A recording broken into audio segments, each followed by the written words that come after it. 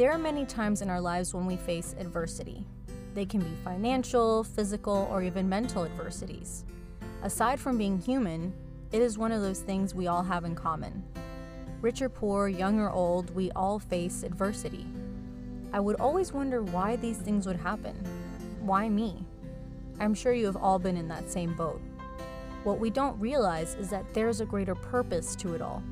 The reason we can't see it is because we can only perceive what is right in front of us and not what is beyond that. God, however, sees what we cannot see. Isaiah 55, 8-9 states, "For my thoughts are not your thoughts, nor are your ways my ways, says the Lord. For as the heavens are higher than the earth, so are my ways higher than your ways, and my thoughts than your thoughts." What I'm about to share with you is one of the hardest times in my life. I have had to struggle through a lot, but this one is by far the hardest. Like I had mentioned before, I have never been through anything traumatic, so this isn't some life-shattering secret. It is the story of something that many, if not most of us, tend to go through. Now, I will let you know that the people I name in any of my blogs are not their real names. This is mainly for privacy reasons. As I have mentioned, I grew up in a Christian home. I have one brother and 2 sisters. Overall, our home was a happy and loving place. I can't really say how or when, but somehow along the way I developed self-esteem issues. I barely had any confidence in who I was and what I could do. I knew I was smart, yet I didn't think I could get the grades I needed to go to a good college, even though I got accepted to the 2 colleges I applied to. As a girlfriend and later as a wife, I kept thinking that my husband got the raw end of the deal. As a Christian, I did consider myself blessed, but unworthy of the blessings I received in my life. I was always the first person not to believe in myself. My family and my husband believed in me, but I didn't. On New Year's Eve 2016, I decided to make a change. I was tired of needing others to reassure me of what I could accomplish. So, as the clock struck midnight, I told my husband that I was going to work on my confidence that year. It was a new year and a new beginning for me. Not only was I fresh out of college, but I was in a whole new town with so many possibilities.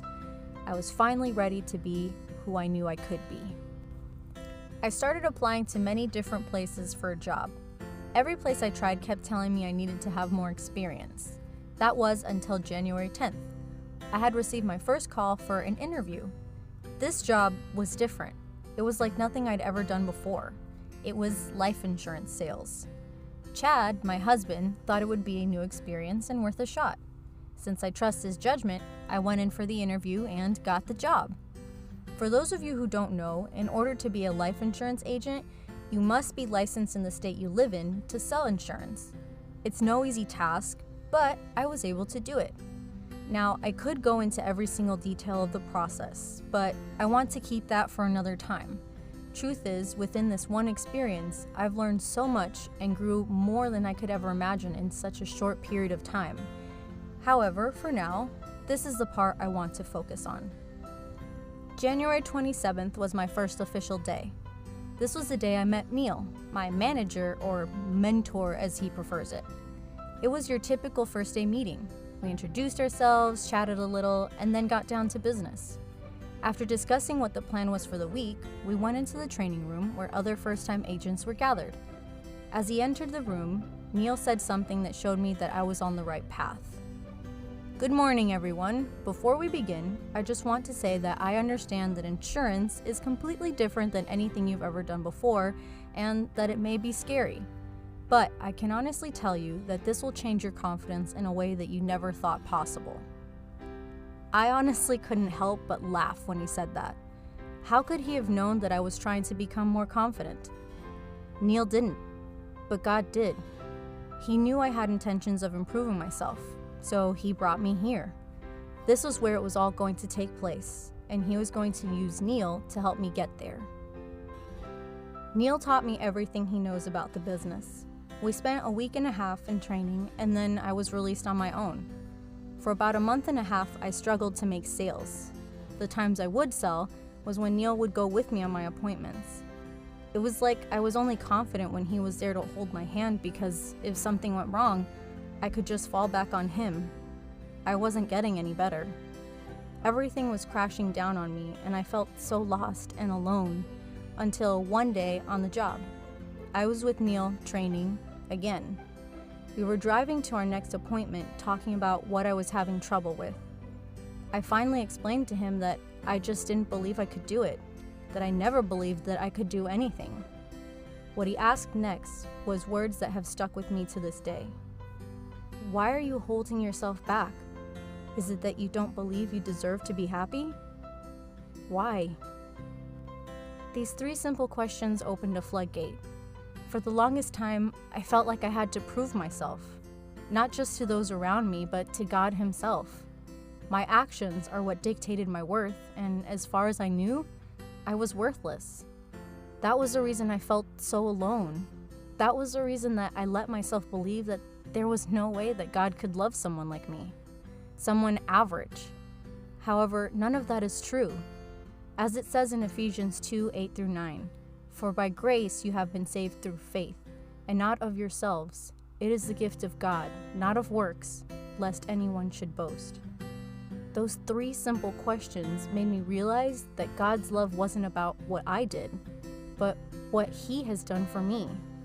I could never repay the many things Jesus has done for me, but that's not why He does them. He does them because He loves me. For years, my family and my husband tried to get me to see this, and yet I chose to remain in my pain. It took a stranger, someone who barely knew me, to show me that not only was my life worth something, but that God has always loved me. I just needed to stop focusing on my shortcomings and start focusing on God's amazing grace. I know there are so many people that struggle with this as well. I may never have had any traumas in my life, but I had my demons. Thing is, we need to remember that there is someone much bigger than life watching out for us. I can honestly say that I am a more confident person because of what I went through. Granted, the road to where I am now was not fun, but it took going through the storm in order to see the rainbow at the end. In 2 Corinthians 3:4, it says, "Such confidence we have through Christ before God." God knew that I had that confidence in me through Him. I just needed it to be drawn out of me. God used my job and my good friend Neil to learn the hard way. I continue to learn every day and continue to grow more and more in Him. The difference between me 3 years ago and me now is that I know I am not alone. I know that I have God, my husband, my family, and my friends. I may not have much, but God provided me with what I need to live a truly happy life. I no longer wonder what the hard times are for. I just trust in Him and know that everything will be all right. 1 Peter 4:12-13 says, "Beloved, do not think it strange concerning the fiery trial which is to try you, as though some strange thing happened to you.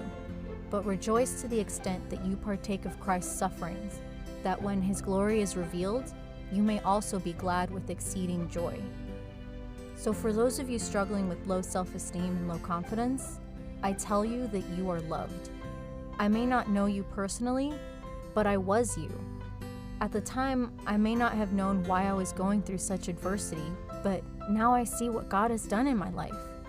I advise you to ask yourself the same questions that Neil asked me.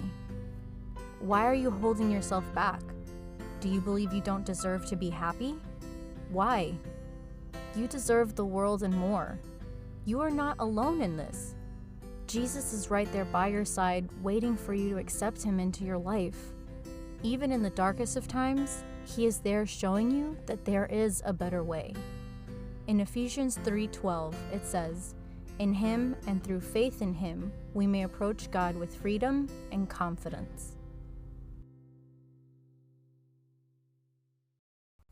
Hey guys, thanks for joining me today.